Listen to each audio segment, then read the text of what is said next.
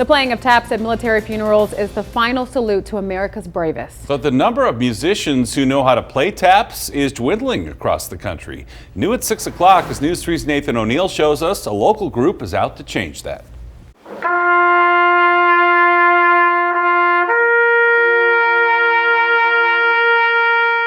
For 27 years, Laura Taylor has been waiting. He was larger than life to me.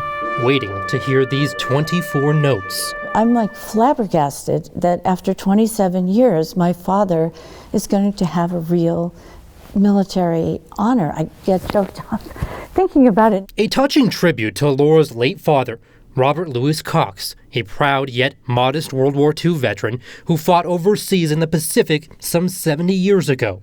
Really brings him back to me, and I just loved him so much. Robert was a Marine turned successful banker. He lived a full life, but he missed out on a formal military send-off.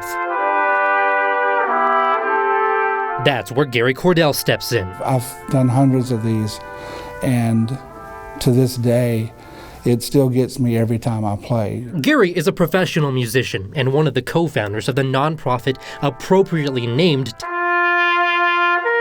T.A.P.P.S. There's 24 notes in taps, and we describe it as the 24 most important notes you'll ever play. Gary's team of more than a half dozen musicians perform graveside services all over southern Nevada at no cost to the families. We formed this organization for the specific purpose of providing a live bugler to fallen military and first responders. Because the military no longer has the resources, it oftentimes resorts to electronic recordings of taps instead.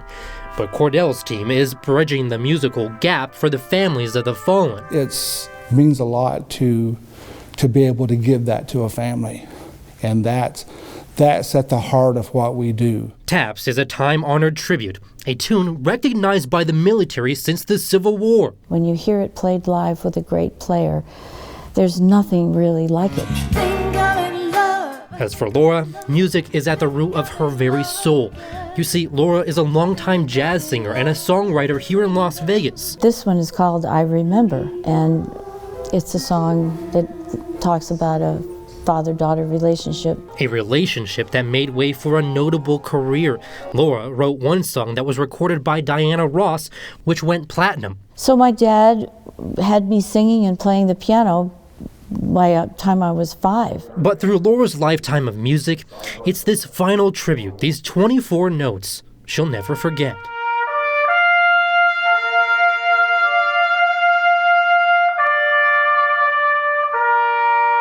I think he would be inwardly just so proud. And I think the sun will shine today because it'll be my father knowing somehow that this is happening for him. And he deserved it. He did. All of them deserved it. Nathan O'Neill, News 3. Gets you every time. Powerful, Really isn't it? And just so few notes, as he points out. If you would like more information about this T.A.P.P.S organization, we put a link on news3lv.com.